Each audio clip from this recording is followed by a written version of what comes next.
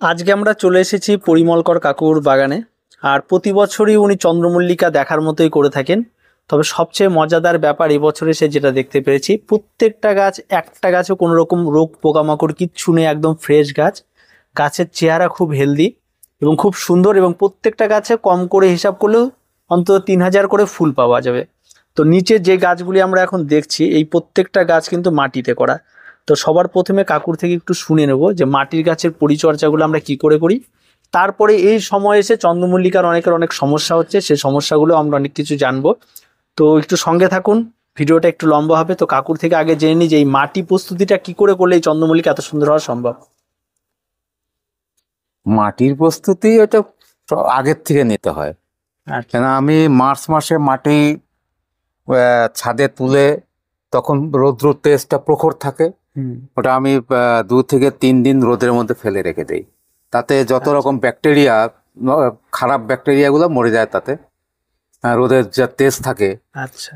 তারপরে ওইটাকে চালনি করে, তারপরে ওই হাড় গুঁড়ো, নিম খোল, তার সাথে কিছুটা চুন, হ্যাঁ, আচ্ছা, তারপরে তোমার ওই সুপার ফসফেট, তারপরে তোমার ওই পটাশ, তার পাতা পচা, এগুলো সব দিয়ে ওইগুলোকে ভিজিয়ে বস্তায় ভরে রেখে দিই এক জায়গায়, ছাওয়াতে এক জায়গায় রেখে দিই। মোটামুটি আমার তো গাছ লাগানো হয় জুন জুলাই মাসের আগে, তো হয় না, ওই পর্যন্ত মাটি রেডি হয়ে থাকছে। আচ্ছা, ঠিক লাগানোর আগ মুহূর্তে তখন আমি ওই ভার্মি কম্পোস্ট হোক বা গোবর সার হোক, যেটাই, ওই মুহূর্তে তখন ওইটাকে ব্যবহার করা হয়। ওটা আগে ব্যবহার করি না আমি। আচ্ছা, একটা বিষয় যেটা হচ্ছে, এক বস্তা মাটিতে কতটা হাড় গুঁড়ো, কতটা শিংকুচি দেওয়া যেতে পারে? ওটা আমি আমার টপ হিসাবে আমি করি। টপ হিসাবে মোটামুটি একটা আমার একটা ছোট বালতি আছে, ওই বালতি দিয়ে আমি গুনি।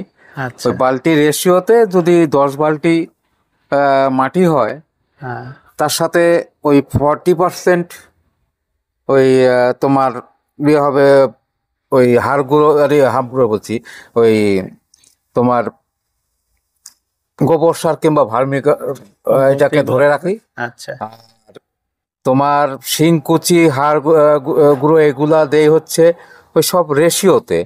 ওই ধরে নাও এক বালতিতে ওই 1 মুঠ, বালতি, হ্যাঁ 1 মুঠ, হ্যাঁ 1 মুঠ হাড় গুঁড়ো, 1 মুঠ শিংকুচি, 1 চামচ তোমার সুপার ফসফেট, 1 চামচ পটাশ, হ্যাঁ, আর ওই তোমার ইয়ে ওই পাতা পচা, ধরে নাও ওই 10 ইয়ের সাথে ওই 2 বালতি, হ্যাঁ 2 বালতি পাতা পচা, এইগুলো সব মিশিয়ে ভালো করে মিক্সড করে জল দিয়ে ভিজিয়ে রেখে দেই বস্তায় আমি।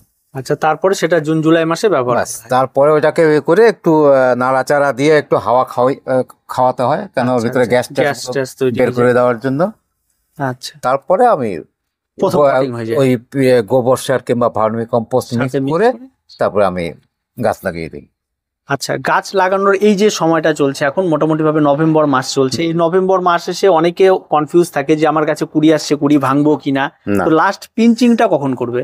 লাস্ট পিঞ্চিংটা হচ্ছে তোমার অক্টোবরের লাস্ট। মানে এখন আর কোনো পিঞ্চিং করবে না।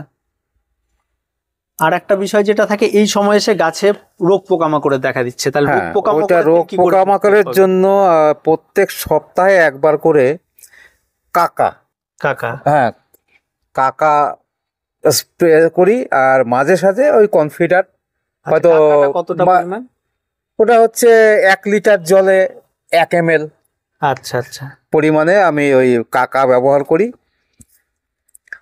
আর তার সাথে আর কোন রকম কোনো কিছু না? কাকা ওই, আর হয়তো মাসে 1 দিন কনফিডার স্প্রে করে দিলাম। মানে এই কাকাটা প্রতি মাসে, প্রত্যেক সপ্তাহে এটা ব্যবহার করতে হবে, সপ্তাহে একবার। তাহলে এটা ব্যবহার, রোগ পোকা লাগুক আর না লাগুক, এই কাকাটা ব্যবহার করতে হবে। ওটা ব্যবহার করে, তাতে আর কি আক্রমণটা করতে পারবে না। আচ্ছা, তো এই যে গাছগুলো এত সুন্দর, এখনো তো ফুল ফোটেনি, তো ফুল না। ফোটার পর আমি আরেকবার আসবো, তখন কেমন লাগছে? এখন ওই যে তো কড়ি আসা সবে শুরু কুড়ি হয়ে আসা গেছে, শুরু এই যে- হয়েছে, তো এখন কুড়ি যেহেতু চলে আসছে, এখন আর হ্যাঁ। কোনো পিঞ্চিং নেই। না, কোনো পিঞ্চিং হবে না আচ্ছা, এখন। এই এখন কুড়ি- পিঞ্চিং করলে ওই যে একটা ডগাতে হয়তো একটাই ফুল আচ্ছা হবে। আচ্ছা। তো এই সময় গাছে কি কি খাবার ব্যবহার করা হচ্ছে? এখন দিচ্ছি তোমার ওই নিম করছি, সর্ষার খোল ভিজিয়ে রেখে দিচ্ছি, হ্যাঁ। ওই 3 দিন ভিজিয়ে রাখি। আচ্ছা। হ্যাঁ, ভিজিয়ে রেখে ওইটা পাতলা জল করে, মানে ওই 1 লিটারের সাথে আরো 10 লিটার জল মিশিয়ে জল পাতলা করে ওটা দিয়ে দিচ্ছি। আর এটাই সপ্তাহে একদিন। শুধু সপ্তাহে একদিন করে এই খাবারই সপ্তাহে চলছে, আর একদিন। কোনো বাস, কিছু চলছে আর না? কোনো খাবার দেয় না। তো শুনতেই পেলেন, তেমন কিন্তু কঠিন কিছু না, খুব সহজভাবেই করা। আর পরিচর্যাও তেমন যে কোনো আহামরি পরিচর্যা তেমনটা না, এত সহজ সরলভাবে কিন্তু এত সুন্দর গাছ করা যায়। আর এর একটাই কারণ, শুধু হচ্ছে নিয়মিত গাছের হ্যাঁ, পরিচর্যা। পরিচর্যাটা নিয়মিত প্রতিনিয়ত করতে গাছের হবে। কাছে থাকতে হবে, তবেই সম্ভব। হ্যাঁ, গাছের সঙ্গে সবসময় থাকতে হ্যাঁ, হবে। গাছের সঙ্গে সবসময় থাকতে হবে। আর গাছের প্রতি ভালোবাসা থাকলেই হ্যাঁ, এটা এইটাই সম্ভব। হলো ঘটনা। গাছের প্রতি ভালোবাসা না থাকলে কিন্তু সম্ভব না। আর এগুলো দেখে যদি এখন কেউ বসাতে চায়, তাহলে তার পক্ষে তো সম্ভব না, সেটা হবেও না। আচ্ছা, যদি কেউ এই সময় এসে চন্দ্রমল্লিকা বসায়, তাহলে সেটা হতে পারে কি? এই সময় চন্দ্রমল্লিকা বসালে ওই যে গাছে ওই যে একটাই ডাল একটাই বেরোবে, ডাল বেরোবে, তার একটাই ভিতরে 4 থেকে 5টা ফুল, এর বেশি হবে না। আচ্ছা আচ্ছা। তো এই গেল হচ্ছে মাটির চন্দ্রমল্লিকা। আর মাটির সঙ্গে সঙ্গে এবছর কাকু এখানে অর্ধেকটা মাটি, আরো অর্ধেকটা দেখাচ্ছে আপনাদের, যেটা ঘেসে। ঘেসে অত্যন্ত সুন্দর। আর ঘেসে কি পরিচর্যা করছে সেটাই একটু আমরা কাকুর কাছ থেকে জেনে নিচ্ছি। এই সময় যে গাছগুলি দেখতে পাচ্ছেন, প্রত্যেকটা গাছ ঘেসে। মাটির যে গাছগুলি হয়েছে তার থেকে এই সমস্ত গাছ, ঘেসের গাছগুলো অনেকটা বেশি হেলদি, আরো অনেক বেশি ভালো। আর এই ঘেসের গাছের পরিচর্যা তো আরো কম। তো কাকুর কাছ থেকে শুনে যাবো যে ঘেস তো মোটামুটি এখন সবাই জানে ঘেস কি জিনিস। ঘেসের গাছে খাবারটা কখন কি পরিমাণ দিচ্ছেন? ঘেঁষের গাছে খাবারটা প্রথমে আমি লাগাই 6 ইঞ্চিতে, হ্যাঁ। 6 ইঞ্চি টবে। তখন 6 ইঞ্চি টবে থাকাকালীন লাগানোর পরে মোটামুটি 15 দিন কোনো খাবার দেয় না। আচ্ছা হ্যাঁ, শুধু ঘেঁষের মধ্যে পড়ে থাকে দিন 15। আচ্ছা।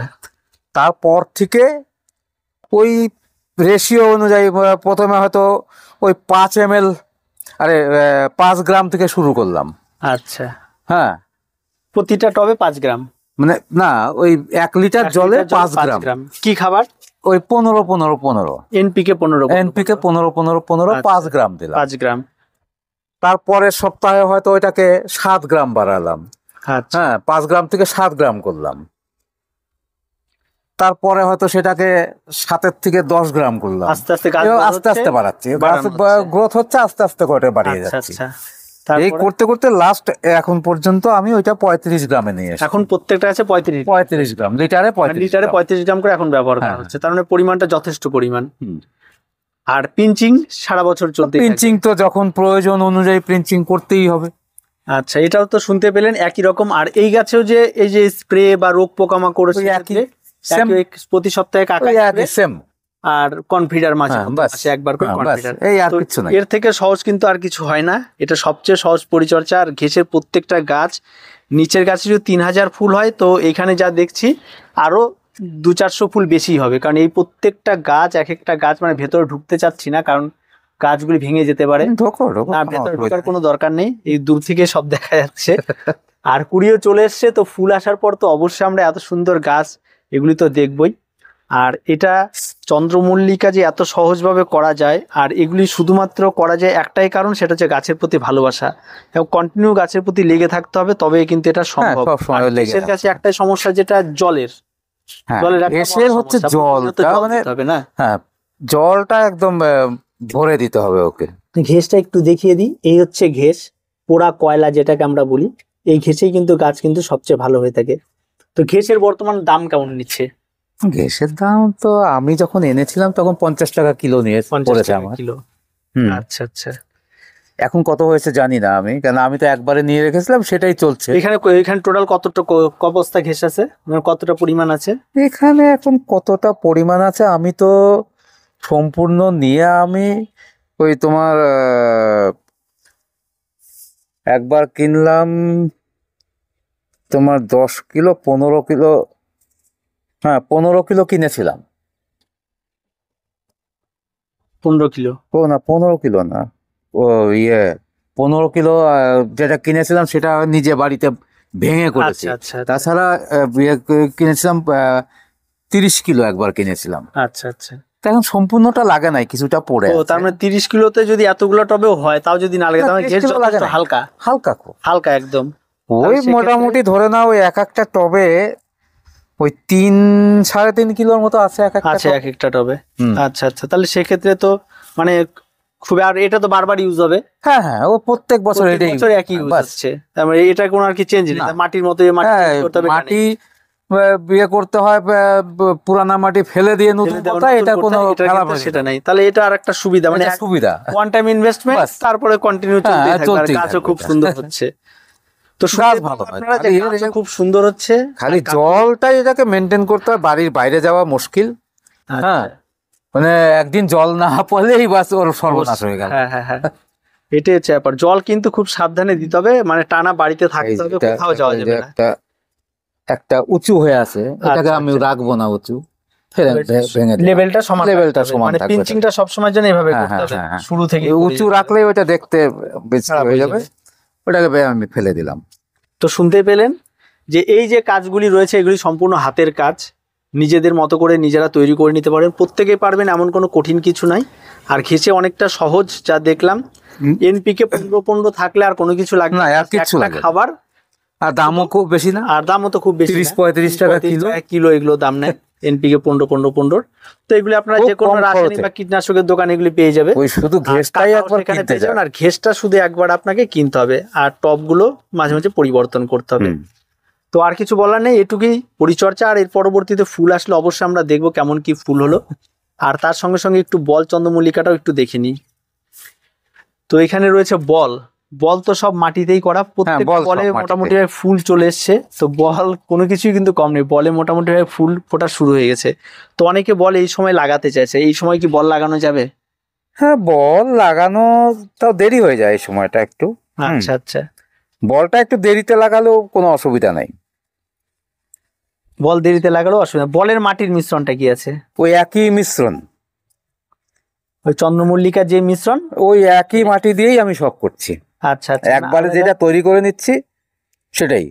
আচ্ছা, বলের ক্ষেত্রে অনেকে বলে একটা কড়ি রাখলে ফুল বল হয়, আর অনেকগুলো রাখলে কম হয়, সেরকম কি? স্পাইডারটা আমি এবার ওই বেশি করে রাখলাম, মানে এটা স্পাইডার ভ্যারাইটি, হ্যাঁ, স্পাইডার ভ্যারাইটি হ্যাঁ। বলও হয় না, ওটা দেখতে আবার বেশ সুন্দর লাগে। ওইটাকে বেশি করে রাখলাম, প্রত্যেকটা স্পাইডার গুলাই এগুলো করেছি। আচ্ছা, আর আর বাকিগুলো সব ওই একটা করে আছে। সেগুলো একটা করে আছে। হ্যাঁ। হ্যাঁ, এটা ওই ওইটা স্পাইডার ওই একটা রেখেছি। এটা বেশ বড়, এটা ফুটতে শুরু করছে, এগুলো ফুটতে শুরু করবে।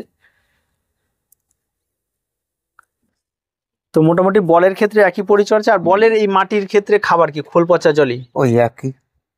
বলের ক্ষেত্রে একটা আছে, সমস্যা আছে। হ্যাঁ, প্রথম দিকে যদি খাবার বেশি দেওয়া হয় হ্যাঁ, তাহলে মাথা মোটা হয়ে যায়, সেটা আর ফুল আসবে না। বাপরে, এটা তো একটা মারাত্মক সমস্যা। হ্যাঁ। এটা প্রত্যেকে শুনতে পেলে এটা কিন্তু খুব গুরুত্বপূর্ণ একটা হ্যাঁ, বিষয়। ওই গাছ প্রথম- লাগালে খাবার দিতে হবে, এই চিন্তাটা আমাদের মধ্যে হ্যাঁ, থাকে। না, প্রথমে খাবার কম দিতে হবে এটা। আচ্ছা, তারপরে যখন দেখা যাচ্ছে গাছটা লকলকা হয়ে গেছে, কড়ি আসবে, হ্যাঁ, তখন ওকে শেষে খাবার দাও। আচ্ছা, খাবার এই যে- তারপর থেকে। এই যে চলছে এখন, হ্যাঁ, এখন খাবার দিচ্ছি, প্রত্যেক সপ্তাহে একবার করে আবার খাবার অনেকে বলে যে এই যে ফুল ফোটা শুরু হয়েছে মানে খাবার বন্ধ করতে হবে, এমন হ্যাঁ, কোনো ফুল ব্যাপার ফুটে আছে? গেলে খাবার বন্ধ। মানে এই সমস্ত হ্যাঁ, গাছে এই যে ফুল ওটা ফুটে ওটা আর গেলে খাবার দেওয়া যাবে আর না। খাবার দেওয়া যাবে না।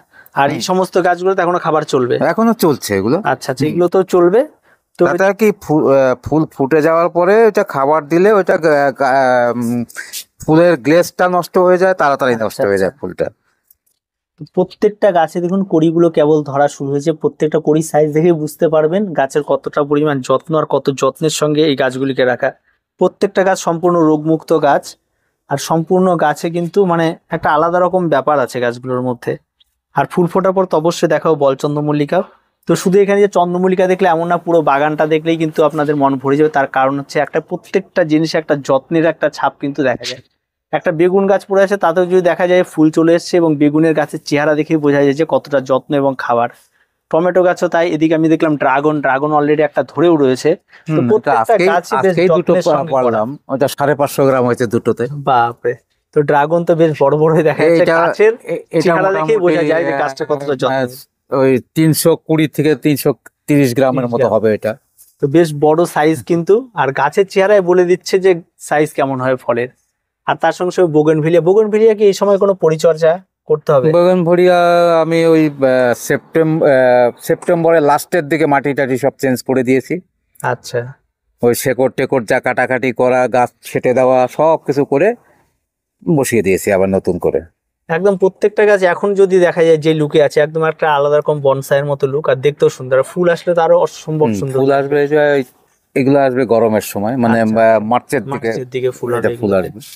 আর এগুলা কিছু কিছু ফুল আসছে এমনি, ওই যে ওইদিকে দেখো, ওইদিকে ফুল আসছে। ফুল আসছে দেখা হ্যাঁ, যাচ্ছে কিছু। তারপর ওই যে ওইদিকে দেখো, ওই যে হ্যাঁ, ফুল ওইদিকে ফুটে তো আছে। মোটামুটি ফুল ফুটছেই। হ্যাঁ, ওইদিকে দেখা যাচ্ছে ফুটেই আছে বকুলতলাগুলো। কিছু। হ্যাঁ, ওই যে কালকে একটা গাছ দিয়ে আসলাম যেটা, ওই যে ওইটা। হ্যাঁ হ্যাঁ, ওই ভ্যারাইটিটা হ্যাঁ, ওটা ফুল ফুটে আছে। আরো নতুন নতুন গোলাপও প্রচুর লাগানো রয়েছে, প্রত্যেকটা গোলাপেও বোধহয় পুরোপুরি ভাবে কাজ কমপ্লিট হ্যাঁ, করা হয়ে গেছে। রিপোর্ট হয়ে গেছে সব। আচ্ছা, তো দেখতে পেলেন পুরো বাগানটায় কম বেশি দেখিয়ে দিলাম। ছোট্ট জায়গার মধ্যে অল্প টব নিয়ে গাছ করা, এটাই আসলে গাছ করা উচিত। যতটা পারবেন আপনি ততটা গাছ বা ততটা টবই করা উচিত, তার বেশি করলে কিন্তু আর সামাল দেওয়াটা খুব মুশকিল। ছোট্ট জায়গার মধ্যে খুব সুন্দরভাবে গুছিয়ে গাছ করা। তো অসংখ্য ধন্যবাদ পরিমলকার কাকুকে, কারণ এই বাগানে এসে এত মানুষ দেখবে এটা, এবং তার সঙ্গে সঙ্গে তারা যে এত সহজভাবে এই গাছ করাটা শিখে নেবে। তো প্রতি বছরই আমরা আসি ফুল ফোটার সময়, তো এবার ফুল ফোটার আগে আসলাম, আর ফুল ফোটার পরে তো এখানে দাঁড়িয়ে থাকা যাবে না, এমন একটা ব্যাপার, হয়তো আরো জায়গা নিয়ে নেবে গাছ, হ্যাঁ, আরো জায়গা নেই, পুরোটা ভরাট হয়ে যাবে আর জায়গা আস্তে আস্তে যত সময় যাচ্ছে হ্যাঁ, তত তত ছড়াচ্ছি, ছড়াবে। জায়গা পাচ্ছি না, কারণ এই গাছগুলো আরো কুড়ি হলে মোটামুটি আরো জায়গা ওই তো, নিয়ে নেবে চারদিক দিয়ে। জায়গা পাচ্ছি না। তখন আর জায়গা হবে না, তো সত্যি তখন দাঁড়ানোটা অনেক কষ্টকর হয়ে যাবে। তো অবশ্যই আপনাদের দেখাবো। তো আজকে এ পর্যন্তই, দেখা হয় পরবর্তী ভিডিওতে। প্রত্যেকে ভালো থাকবেন, সুস্থ থাকবেন, আর চ্যানেলটিকে সাবস্ক্রাইব করে রাখবেন।